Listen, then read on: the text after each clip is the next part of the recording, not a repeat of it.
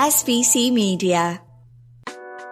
Welcome to the iGaming Daily Podcast, analysing the news from the betting and gaming industry all over the globe, supported by Optimove, the #1 CRM marketing solution for the iGaming market. Welcome to the iGaming Daily, and we have a really interesting episode today brought to you by Optimove, the #1 CRM marketing solution for the iGaming market.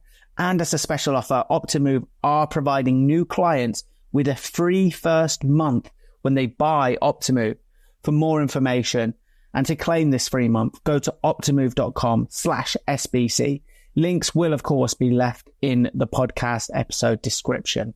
And some stories that we cover are so complex and so fascinating that you would think they had been written for the big screen by Martin Scorsese or a Hollywood director. And this one with Resorts World is very much one of them. I'm joined by Jess Welman, the editor of SBC Americas and Canadian Gaming Business, to dive deep into this story. Jess, thanks for joining us. We really do have a fascinating one today, right? Yeah, and I don't have to do hosting duties, so thank you for filling in on that part of this. Well, it's a pleasure to host on an episode that is going to take a few angles, I'm sure. Yeah, juicy is the right word, one that, as I said, could be written for the big screen. So let's get right into it, I guess. For context, it's hard to know where to start with this story, but for context, this case with Resorts World, it did seem to begin to kind of unravel when Scott Sibella, the former president of Resorts World, his story came to light. Where are we with that case? And how did it kind of begin to unravel? So there are, by my count, there are kind of 4 different cases, we'll use the word, but they're not all legal. Some are regulatory. So there is, I say old, like a year or two ago, there was a big investigation with Wayne Nix, who is an illegal bookmaker. That's with like the feds. They figured out this guy is a bookie. He's running, a bunch of sports betting clients and stuff.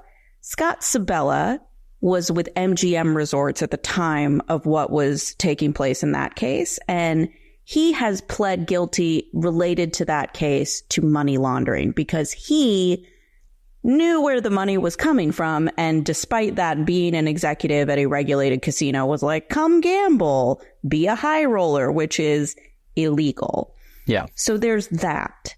That's kind of, let's just park that and move that over there. So he's going to go to prison for that. He has been sentenced and they're just determining how long he's going to go to prison, Scott Sibella. In the interim, Scott Sibella went to open Resorts World, which is actually a relatively new property in Las Vegas. It opened in like 2021, I think. All of this in this case that we were writing about this week took place during 2023, 2022 in there while he was in charge. So even though he's not named in the NGCB, Nevada Gaming Control Board, complaint against Resorts World, he was the guy in charge when all of this was happening. So that's the third thing. Well, in order to talk about the third thing, I have to tell you about the fourth thing, which is I think, you have to kind of have been hiding under a rock to not know that Shohei Ohtani's interpreter, Ippei Mizuhara, has been involved in his own illegal gambling ring where Matthew Boyer is the bookmaker or illegal bookie who was taking those wagers. Resorts World is in extremely hot water because that property let Matthew Boyer come to the property and gamble on a line of credit. Having a line of credit at a casino in the US, at least, is not abnormal. But what you have to do for anti-money laundering processes is go through a process where you prove where your funds come from. You can't just say, I've got $1 million, don't worry about it. They have to do their diligence to determine where that money came from and make sure that it was obtained through, legal measures.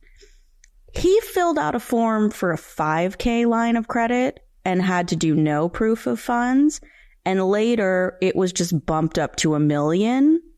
no questions asked, no more diligence done. To make matters weirder and juicier, he also requested, this part I'm less clear about. His wife, Nicole Boyer, at some point was a casino host at Resorts World. If she was a host before this or he got her a job as a host, I'm not clear. But he then is like, and by the way, I want my wife to be my host. And meaning she gets him credit, gets him comps, gets him things, and then gets compensation and commission on how much he gambles. So he is gambling millions and millions of dollars. His wife is profiting off of it. And his wife, as the Nevada Gaming Control Board said, ought to have known that this money comes from being an illegal bookie because, like, dude, you're married to him. Yeah. You should know what he does for a living. And so there are two complaints. There's one against, Genting, the whole Resorts World organization. And then there is one specifically against Nicole Boyer. Sorry, that was a lot. There's so many strands, so many different characters, all equally fascinating. For context, for our for the European heads out there that may have been living under a rock, Shohei Ohtani is a Dodgers player, right? Yes. In the MLB. Oh, really? Very famous. He's not that. I thought he was so famous that everybody knew him. I don't follow baseball particularly, but I know in Asia he's a huge deal. So maybe you're the one. You guys in Australia just need to get on the Ohtani wagon. Kind of slipped our radar a little bit, but he's a big star, right? Yes. Right. So where to get into? I guess it's the case involving Matthew Boyer. Because this one's really going to rumble on, it seems. This one's the one that's got legs and is going to continue. Into further detail, the accusations leveled against him are exactly... just running an underground sports betting ring with like tons of clients. In the Nevada Game Control Board, he also allegedly went to other hosts at Resorts World and are like, hey, do you have anybody who's looking for an illegal bookie? Which is just a ballsy thing to say. So yeah, he's facing charges. That case is kind of ongoing. He did plead guilty, actually. He pled guilty earlier this month.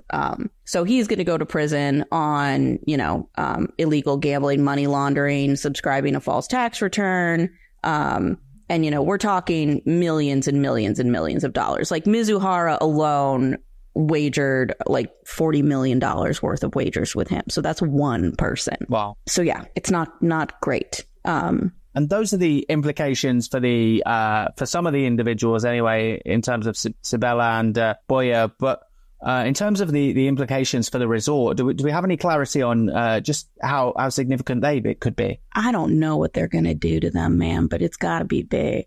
Right. Yeah. I mean, this is like basic 101 stuff, fundamentals that you should know about approving clients and money laundering. For those who don't realize like how serious this gets taken, in Nevada, I'm going to use this example. In Nevada, weed is legal. Like you can go buy it at dispensaries and stuff and it's fine. If a dispensary wants to like rent a space in a casino or put on a convention in a casino, the casino can't take their money because it's considered drug money. Oh, wow. So like that's how the bank laws are here. There's massive amounts of rules and stuff that you have to follow. And this wasn't just, oh, there was an oversight or, oh, he misled us. This was, we never got the paperwork we were supposed to.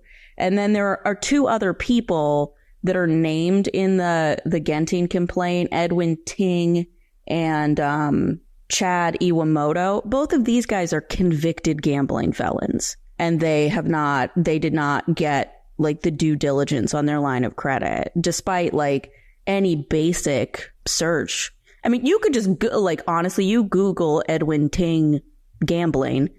Numerous stories crop up about the illegal gambling poker ring gambling ring he was a part of. I remember reporting on it in the poker world back in the day. This isn't some like obscure charge.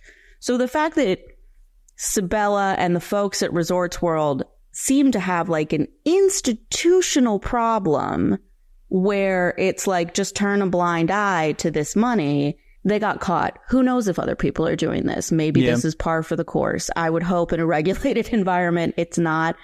Working with the World Series of Poker and how much we had to deal with like transfers of funds from people from other countries, I can tell you it's a very onerous process. So I think this is abnormal, but I mean, this is massive, massive failings. So the Nevada Gaming Control Board has registered the complaint. There's going to be an investigation. There's going to be a process. If it's found that everything they've found to be true is true and Resorts World, fails to challenge it adequately, the record fine for a Nevada casino, I believe, is $20 million. So, I mean, do you go, I would think you go higher. I think there's probably at least one conversation at NGCB or, with the regulators of, does this casino deserve a license? Yep. I think once you build like a $2 billion property and stuff, like it gets complicated. You put that kind of investment in jobs. You don't want to put those people out of a job and that sort of thing. But like, that is the level of how bad this failing is that, these are basic fundamentals that people with a gaming license should never be doing. So what can we do to punish you that really makes you feel it? And you've kind of hinted at one of my questions there about whether this is, whether this was kind of one rotten apple in Sibella just, running amok, or whether this was kind of an institutional problem and that the whole place was kind of had a toxic vibe about it. But I did want to ask you as well about Edwin Ting. You mentioned him there. Obviously, such a prevalent figure, such a prevalent name when it comes to illegal gambling. What did his case? His case has really turned up the heat for Resorts World. What did it involve in terms of what he was doing with Resorts World? Same thing as Matthew Boyer. So all three, they're all named in the same complaint together. Okay. Which is essentially $300,000. They extended him a $300,000 line of credit despite having no proof that this man has a job. So to do that when he has the background that he does, it looks like that after about 2 months, they did trespass him and stop denying credit to him. Oh, no, they didn't trespass him. Just kidding. 2 months later, the casino denied all credit to Ting. But later he got a $500,000 credit in March 2023. Which you can't give to somebody. Like, if you're a convicted gambling felon, you're not allowed to get like $500,000 in line of credit from a casino. So, same thing for Chad Iwamoto. It's just all three of these guys. Basically, the complaint is like any idiot should know that this money is not clean. Yeah, but they were spread over a time, like an extended timeline, or were they all kind of? So the casino's only been open since 2021. Okay. I think that this has all kind of taken place over the 2 years since the casino was open, up until early October 2023, when Scott Sibella was abruptly dismissed. At the time, I recall being on this podcast and kind of speculating, is it because they found out what had happened at MGM? But it sure seems like, based on this complaint and the timing of things, that this is when the failings of the AML were really being uncovered. And so it seems, although it's not been stated explicitly, that he was fired for this stuff. Yep. Okay. And I'm not asking you your kind of judiciary opinion, but what do those sentences look like? Do you know what do we have any inkling as to what type of sentences they could get? Who? It seems so Sibella, I guess, would be the first one that comes to mind, kind of the spearhead. He got 1 year of probation, real rinky dink. And then he could have gotten up to 5 years in prison. Mizuhara, he's looking at like 30 years in prison, potentially. And then Boyer, I think because there's so many complaints here, I'm not positive off the top of my head what he's facing, but it's probably going to be prison time. Like, Sibella got a slap on the wrist. I believe like 30 people turned in letters of support to like limit how much he went to prison, which doesn't always sway a court, but he certainly has some friends. Yes. If he ever works in a casino again, I would be very, very shocked, though. Okay, so you think the chances of him popping up in our industry again are very unlikely, or is he going to be like a bad smell that keeps kind of you're the guy to blame for 2 huge money laundering scandals that I don't know how maybe you can go work in the food court or something, but I don't think you're going to go be like an executive somewhere. Yeah, you would hope so, right? You would hope so that name is kind of tainted now for that sector, for any high risk sector as well. And something else you kind of mentioned when you said any idiot could have seen with these names coming in.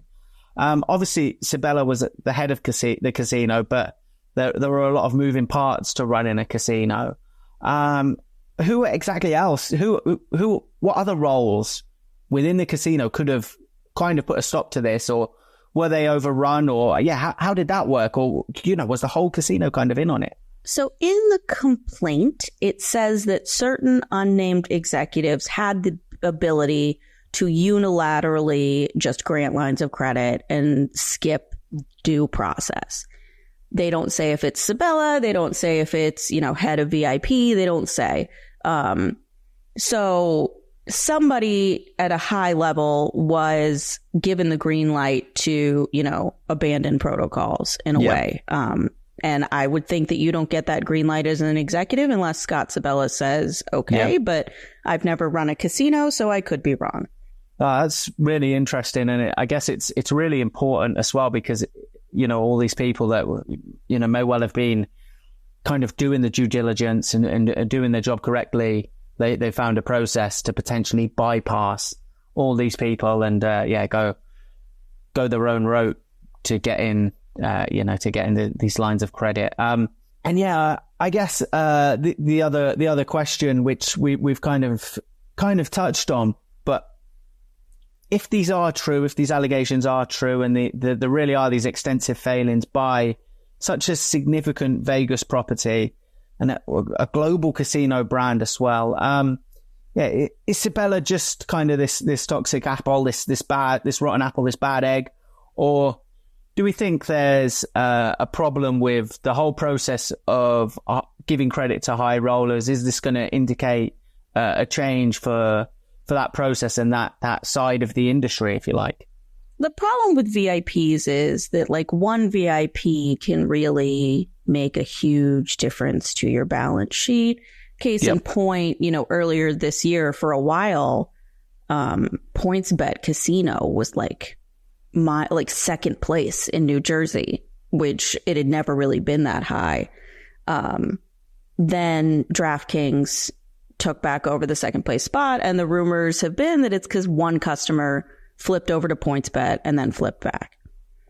So wow, yeah, I think that I've said many times to friends, I may have said on here, I'm waiting for the day there is a massive VIP responsible gambling scandal with a regulated online casino or casino. These guys were, illegal bookies. What we haven't seen is somebody who, we find out that they very clearly had a problem and that the casino enabled them.